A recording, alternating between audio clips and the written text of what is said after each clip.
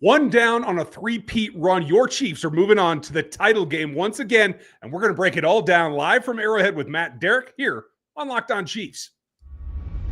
From the land of the free and the home of the Chiefs, this is the Locked On Chiefs podcast. Welcome back, everybody. It is a Victory Tour live podcast for you. We're brought to you by PrizePicks. You can get in the action right now by going to prizepicks.com/LockedOnNFL and use our code, all lowercase, LockedOnNFL. You're going to get $50 instantly when you play $5. Chiefs got a little bit more than that. They got a ticket to the next round, and they earned it. We are here live with Matt and Derrick from ChiefsDigest.com. He is still at the stadium, breaking it all down for us. To my other side, this way, I got to make sure I'm pointing in the right direction, is Chris Clark from KC Chiefs Corner. You can get all of his work there. I'm Ryan from Rogue Analytics and Performance Consulting, NFL33.com, and RGR Football. Thanks for joining us and making us your first post-game listen. If you haven't seen RGR yet, appreciate you. And make another Locked On show your next one. Get in all the action. Subscribe to all of our channels and all our outlets. You can watch Matt on 41 is the Mic, that podcast, as well as Chiefs Digest and his YouTube channel, as well as Chiefs Digest, the site as well. That much more, give them the text line 816-357-8781. And here we go. We are going to break it down. Who stood out and who gets the game balls? That's coming up later in the show. The defense racks up 8 sacks. All of a sudden, boom, they figured out how to get it done. What were the emphasis there to get that? But we start at the top. Number one thing, they got their goal. They're moving on to another AFC title game.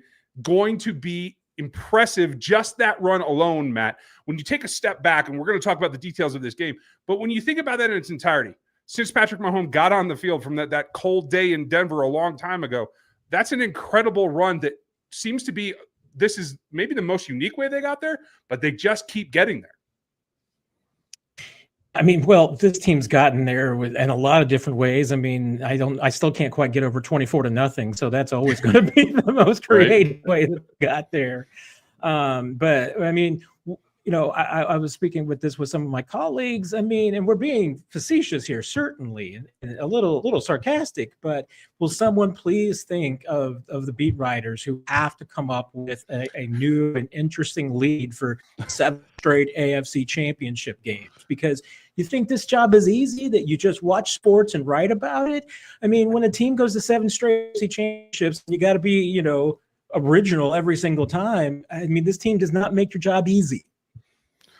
You know, the crazy thing to me looking at this game is, and some people are talking about in the chat, DeAndre Hopkins, one target the entire game. And I know we're talking moving on to the AFC Championship game. That's fantastic.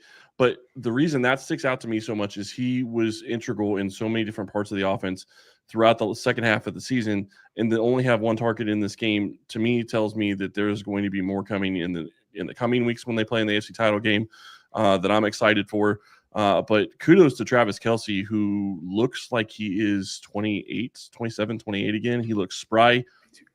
Yeah, no, I didn't say 22. I'm not saying he has the speed or the explosion. We're all thinking 22. I mean, come on. 22. But he does look very spry, and he does have a lot of energy, and that really showed on the field. 49-yard catch, and he breaks another record, continues to rack up the most catches in playoff history for any player. Just fantastic performance by him. Yeah, and you know what? You mentioned DeAndre Hopkins, and remember, I mean, this is 185th game of his NFL career, regular season and postseason, and it's the first game ever without a catch. And, you know, I asked him about it after the game, and it hadn't even really registered with him that, you know, that streak came to an end. I mean, he does still have a regular season streak he can enjoy. But when I asked him about it, and, you know, and the first thing he said was, gosh, did the streak come to an end? And he's like, I don't care. This is the farthest I've ever been in the playoffs in my career. That's all I care about. So I mean, that's just, and that's going to be a lot of guys in the locker room, especially when, you know, let's face it, we are usually talking about Patrick Mahomes and the diversity of targets that he throws to. He had 4 guys catch passes today. That is not Mahomes like, and that's not usually a Chiefs winning strategy. I mean, Xavier Worthy was the only receiver to catch a pass.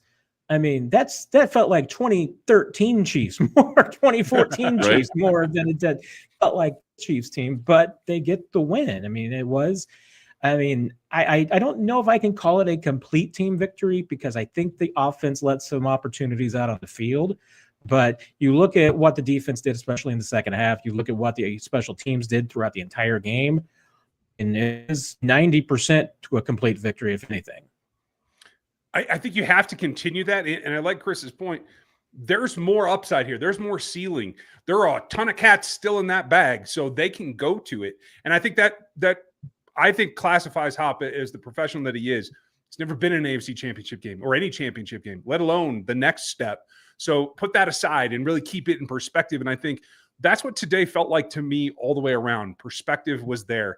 I tweeted out when I saw Travis Kelce warming up that he did look like he had made that jump that the rest should have provided him.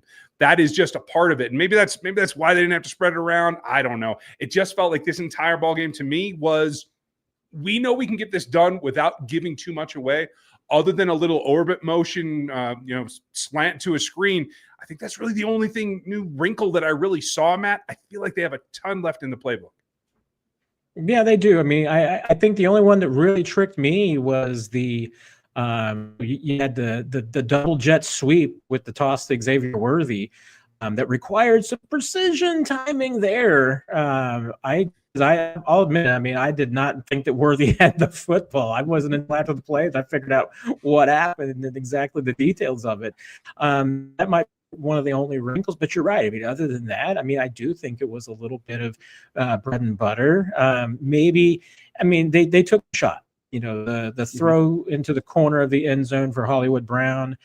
I don't know. I mean, nobody on this team is recognizing rust. Nobody thinks that was a thing that existed today. So if you dispose of that as an issue, I mean, I'll say the wind was atrocious. And now, hey, Stroud didn't seem to have too much problem threading the ball through the wind.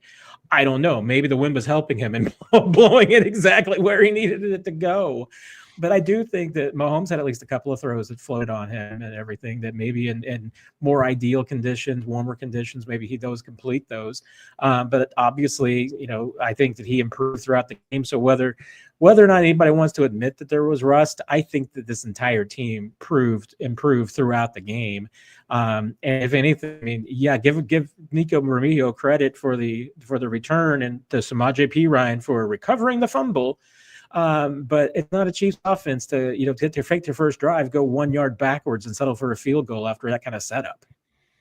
Yeah, to me it was a crazy game. I think you look at how it started. Nico Remigio has a great return, and then the offense can't get anything done.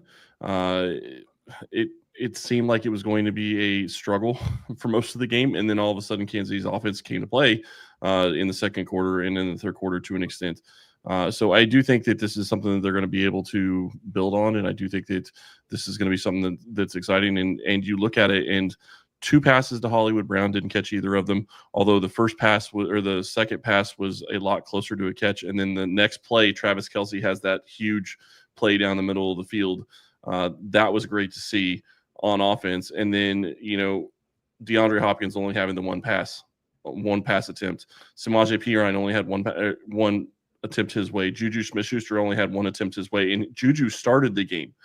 They left a ton of things that they would normally do out there, and I do think that it's going to be something that they're going to build on, and it's going to be a lot of fun to watch in the AFC Championship game. Yeah, Hollywood had the one catch, by the way. And I mean, I still don't know what happened on that play. The officials clearly didn't know what happened on that play. I don't know if it was incomplete. I don't know if it was I don't know if it was interception by the Texans. I mean, I felt at the end of the day that incomplete was probably the absolute worst wrong call. I don't know what the right call was. There were several of those going around today, and some of them went against the Chiefs, some of them did not. But this is true. The Chiefs defense came to play as well and had some of the biggest, I think, game changers in there. We're going to get them coming up next. Prize Picks is the best place to get real money sports action with over 10 million members and billions of dollars in award winnings. Prize Picks has daily fantasy sports and makes it accessible to all. You just pick more or less on at least 2 players for a shot to win up to 100 times your money. Run your game all season long at Prize Picks. They make it simple, and they even invented the flex play, which means you can still cash out, even if your lineup isn't perfect. You can double your money even if one of your picks doesn't hit. So sign up today and you can get $50 instantly when you play a $5 lineup. You don't even have to win to receive that 50 bonus. It's guaranteed. Download the Gametime app and use our code LOCKEDONNFL, and you're going to get $50 instantly after you play a $5 lineup. Super simple. Download that app, use our code LOCKEDONNFL, and get that 50 bonus for playing a $5 lineup. Super easy over at Prize Picks. Folks, do yourselves a favor as well as me and go check out Matt at ChiefsDigest.com. See, he is the man in the middle now. You can check out Chris at KC Chiefs Corner and get over to my sites at RGR Football and NFL 33, where you'll see a piece here coming very shortly on what the Borgonzi hiring in Tennessee actually means for both teams. I think you will enjoy that one. I enjoyed this because it's nice for me personally, knowing where I come from, what I'm looking for, to have the defense play as much a role in a win as the offense generally does. And it really felt like hunting and pecking. It started to click just before, I think, the halftime break. And clearly, after that long drive that they were out there so much, Matt, it felt like Steve Spagnuolo in particular got to a breaking point. He just said, I'm done with this. We're moving on. And they came out for the second possession the Texans had in the second half and dialed it all the way up. Was that the turning point for you? I mean, it was certainly one of the turning points. I mean, I'm not entirely convinced that maybe that missed extra point was one of the turning points too. And obviously, the Texans had a missed field goal in the first half that I didn't think that in today's conditions they had any chance in the world of making. And obviously, it was a bad miss. So I definitely think that. I mean, and especially since it got it to 13-12, and at that point, it felt like, okay, this is the ball game. What do you got here? And I mean, at that point, both the offense and the defense stepped up. But the fact that the defense after that didn't give up another score the rest of the way, and I think they held the Texans to 61 yards of offense in the fourth quarter. So the fact that after that long drive, the defense, I mean, and remember, as far as game time goes, the Chiefs offense went out the ball for 15 minutes essentially. They took those kneel downs at the end of the first half, but otherwise, I mean, that defense was out there for an entire quarter.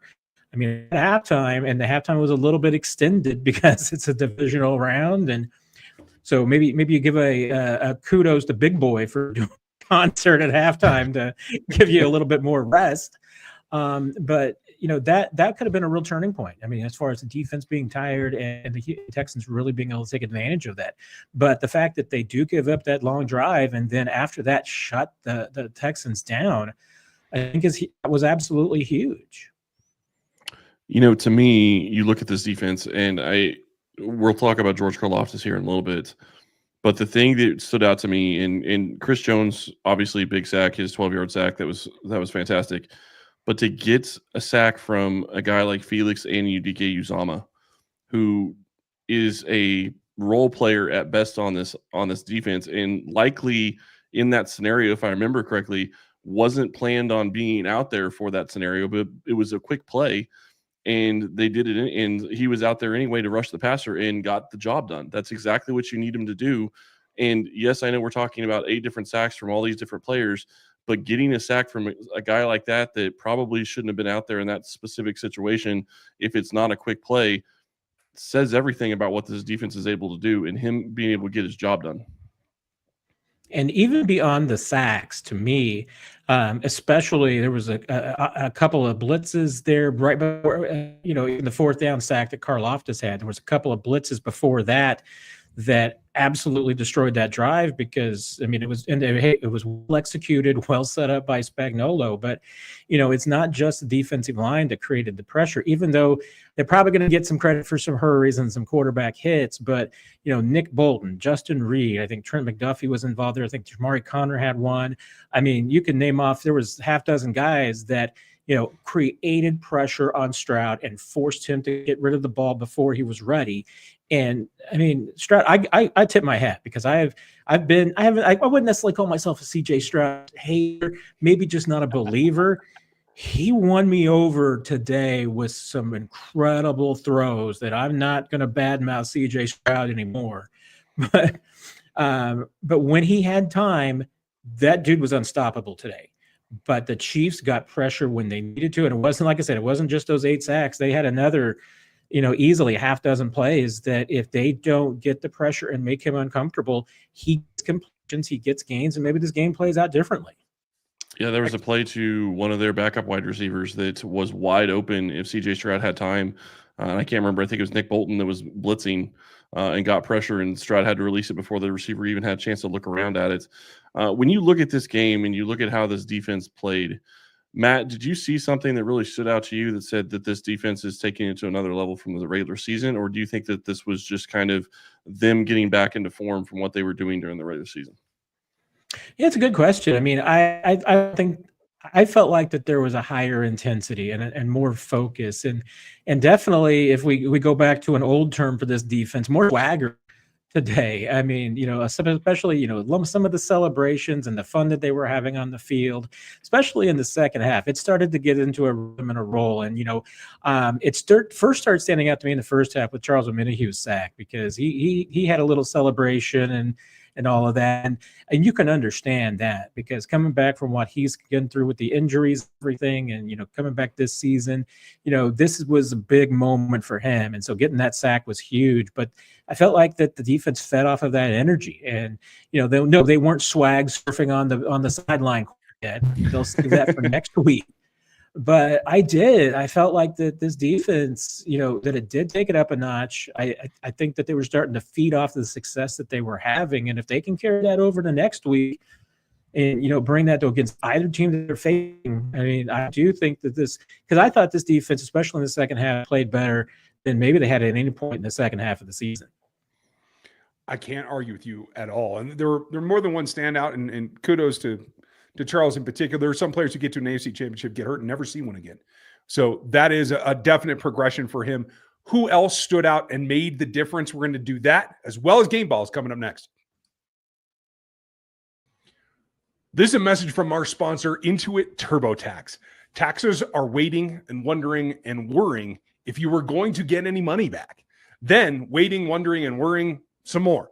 Now, taxes are about matching with a TurboTax expert who can do your taxes as soon as today.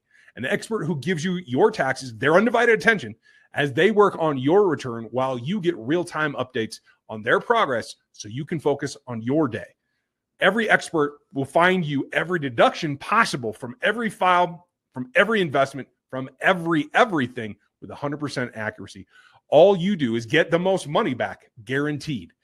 No waiting, no wondering, and no worries. Now, this is going to be the way taxes are.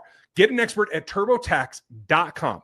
Only available with TurboTax Live full service. Real-time updates only available in iOS mobile app. See guarantee details at TurboTax.com/guarantees. A lot of players have performances that stand out on a game like this, where it feels tight and then it starts to open up. A couple that stood out to me, Chris already mentioned George Kalafdis. We'll talk about him shortly. He had 3 big sacks, but I will say it started before that for me with Trent McDuffie, who had 3 PBUs. I know he had a tough matchup against Collins, and Collins did make some great catches. I think especially over the middle of the field, there were some challenges there on in-breaking routes. But Trent overall, especially having to leave the game and come back, he was one of those players that returned, Matt. I thought he stood out in the secondary for me. What did you think?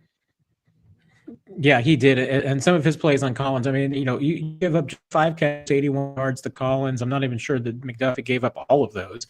But most importantly, you kicked him out of the end zone. And yes, the Texans had some big conversions in the first half over the middle. They were 4 of 8 on third down in the first half. And that felt like it could be a problem because, last week, the Texans, it was the back-breaking conversions on third down that really doomed the Chargers. And, it felt like that might be they did a much better job of that in the second half. And the secondary was a big part of it. I mean, kind of significant to me that Justin Reed had a team of 7 tackles. Brian Cook was second with 5 tackles, and both those guys left the game with injuries and came back. So, it was a team effort across the board. I mean, I think in the secondary, and what was, of course, I know what Chiefs fans were really watching for was to see how Jalen Watson would fit in and how that would all go. And, one, because of McDuffie coming out there for a little bit and then coming back in, I don't really know if the Chiefs really got into a rhythm or, how they kind of fit it all together. But Watson played, Jalen Watt, and, Najee Johnson played. Josh Williams played. And honestly, I mean, I thought one of the best plays of the day, Najee Johnson had a breakup on a contested ball down the sideline that, I mean, that one hits. I mean, Texans were in business, but Najee did a great job of breaking it up. Yeah, and I thought it was really interesting. You look at Najee coming in, and he struggled all season at times. He's had some moments, but he struggled for the most part. But you look at Jalen Watson coming back, him coming in and playing, and it seemed like they were switching him in and out a lot. And I know McDuffie got hurt. He came back in the game. Williams played a little bit. But this defense and the secondary overall, you have Brian Cook go out, you have Justin Reed come out. Luckily, you have Chamari Connor, though, and you have Jaden Hicks, who are both able to step in and fill different roles for this defense. But the thing that really stood out to me is you look at the pass rush that got there. We talked about the sacks, but it wasn't just the guys on the defensive line. It was Spagnuolo picking where he sent his blitzes and getting after Stroud and forcing him, like you said, Matt, to throw the ball when he didn't want to and throw it in places he didn't necessarily want to go. When you look at this, though, Matt, and you look at how this is going to play out for the next week, what do you think that you can take away from this defense looking forward to maybe Buffalo and Baltimore coming up? I mean, I think really the only maybe disappointment on the day was maybe the run defense because, Joe Mixon did get 88 yards, averaged almost 5 yards a carry, had the touchdown. I mean, I throw out the CJ Stroud scramble numbers. Those aren't really rushing yards, but, it does come to, once again, I mean, if there was one weakness on the defense, that it was a little bit of the edge setting. Especially just to keep, Stroud in the pocket. I mean, there were too many times that he just had lanes to escape. And obviously that could be a problem against either quarterback that you see next week. So that's one thing. I mean, as good as the defensive front play, I mean, they just have to be able to contain next week better than they did this week. But I mean, the other thing too, I mean, I think, from a defense, and I'm not trying to be so negative here before we go to the standouts and the game balls, but, you mentioned it, Ryan, early. I mean, it's, Stroud, a lot of success throwing the ball over the middle. And it looked like that they were really just trying to attack the Chiefs in the slot. And it seemed like a lot of it, and maybe I'll change my mind on second watch, but it seems like they were really attacking Chamari Connor, Brian Cook, maybe less so Jaden Hicks. There was a little bit of attacking at Justin Reed. It really looked like that they were attacking the slots and the safeties. And so that's just something to tighten up for next week too. I think you're absolutely right. And part of that, I think, plays into what they want to do. Plus, they feel that those matchups, especially with those guys backed off, there was one play in particular, I think it went to Hutchinson, where a free release from the slot 13 yards down the field for an easy reception. It was just too easy.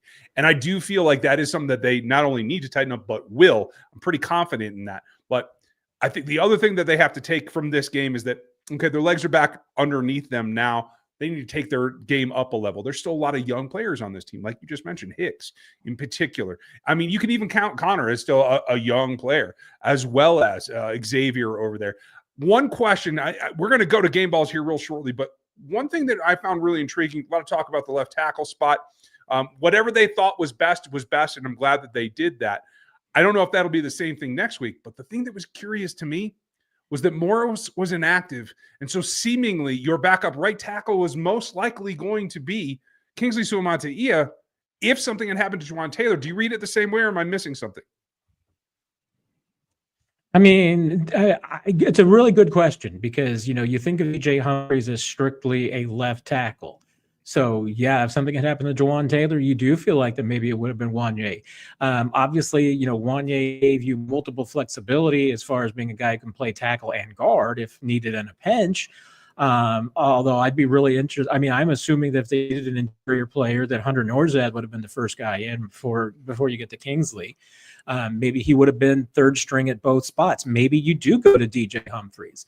I think it's certainly a question I want to try and get to the bottom of this week and see if you can figure out just exactly who is Juwan's backup in those kind of situations.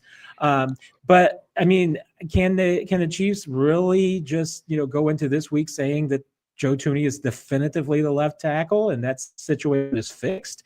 Or do they need to reconsider it because the offensive line play wasn't completely great today? I mean, they struggled at times, and like I said, I mean, I need to watch it more closely on a second watch with watching Thuney specifically just to see kind of how he held up. But Mahomes didn't have as much time to throw as he has been. And I'm not sure that he was as confident in his protection this week because he had some happy feet at times. And he took off sometimes when I'm not certain that he was absolutely needed to. But he did a lot of dancing. And that's something I just don't know if you can get away with next week against either Buffalo or Baltimore. When you look at this game for me, we've already talked about C.J. Stroud, but he made some throws that were spectacular to the sideline a couple of times, to Dalton Schultz once, which was a fantastic catch. And just to put them in the position where the defense was in position for the most part, but the throw was better. I mean, he's paid to make those types of throws. They're paid to try to beat him, and they had a good chance to do it. When you look at standouts and game balls, to me, though, and I know we're going to get to that in just a moment, and I'll let you go first, Matt. But I have to say that there's a couple of people that I want to say. Dave Tobe, great job. Special teams was good. Nico Remigio on his return was fantastic. And that play to get a safety at the end of the game, I didn't even think about that when it was happening. To take that safety to run some time off the clock, that was a great job. And Ariza, good job on the hold because he brought one down as well. That gave the Chiefs a 2-score lead. And probably another quick point on special teams, and especially Matt Ariza, because Harrison Butker kind of made a point to me after the game, was this is really Ariza's maybe first time to kick in some miserable conditions at Arrowhead, because this was certainly the worst wind of the season. It's cold. Butker was saying that, hey, the footballs that are, the K balls that are inflated 13 PSI before the game at room temperature. He said they were 11 by the end of the game, so they were kind of soft and squishy and everything.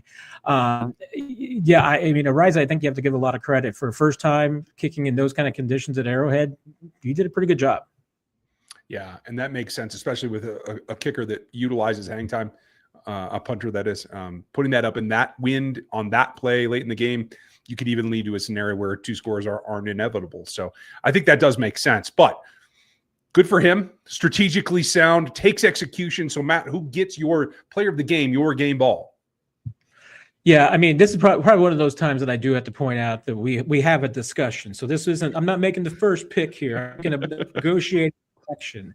But because this wasn't the best game of Patrick Mahomes' career. It wasn't his best playoff game by any stretch of the imagination either. But that throw to Travis Kelce for the touchdown, I mean, if you had a ticket to this game, you were probably saving that because that throw was going to be talked about forever. It's going to be on the Hall of Fame highlight reel for Mahomes, for Kelce, probably Andy Reid. I mean, Joe Tooney might even have it on his highlight reel. I don't know. I mean, it's going to be out there for quite a few people. It's just amazing. I mean, absolutely incredible throw that I know Joe Burrow had one that was fairly similar. I'm not sure Joe Burrow's was in the fourth quarter of a divisional playoff game, but situations matter. Absolutely incredible throw. And once again, I mean, like I said, even though it wasn't his best game, Mahomes made plays when he had to. And once again, I mean, this team wins games because of Patrick Mahomes. Absolutely. I'll go, and I'm going to throw a little bit of a consolation consolation prize here to Xavier Worthy, because he had a great catch, circus catch early on to get them going on offense. That was fantastic. Yeah, he had a drop, but I thought he played a good game for him. And I think that being a rookie going into this playoff game and being able to get catch 5 balls on 6 targets says a lot about who he can be as a player for this team going forward. My game ball is obviously going to go to Travis Kelce, though. What can you say? 7 catches on 8 targets for 117 and a touchdown, and I don't know what was better. His catch on the touchdown was great, but he also almost tackled Kareem Hunt on Kareem Hunt's touchdown, which I thought was pretty funny as well. He caught him, but he about took him out. For me, it comes down to one thing. You have the star power on the offensive side. Somebody's got to do the dirty work.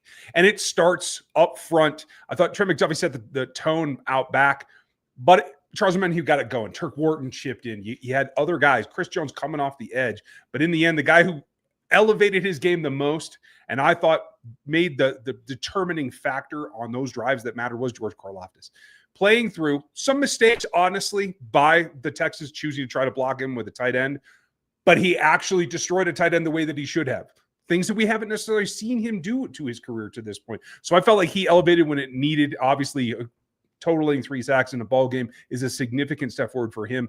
But I think he was the product of that defensive front coming together, and it bodes very, very well for the next 8 quarters to a championship, folks. So that's who gets my game ball. We'd love to know who you think deserves it as well. Put your comments down below on the YouTube side, as well as checking out the audio side. Make sure you get to ChiefsDigest.com and Chiefs Digest here on the YouTube platform. Check us out every day. Get over to Chris at KC Chiefs Corner, myself at NFL33.com and RGR Football. Matt, thank you for sticking around. Seems like the lights are still on, so you're still good in the stadium. We appreciate your insight.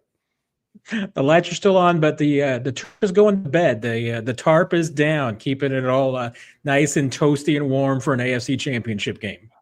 That sounds wonderful, folks. Thanks for being with us. We very much appreciate you. It will be a fun run as we determine tomorrow who the Chiefs get to face. We will have everything for you all week long as we normally do, including Matt back for the midweek. And we thank you for being here with us tonight. Enjoy the live stream. Thank you, and we will talk to you tomorrow.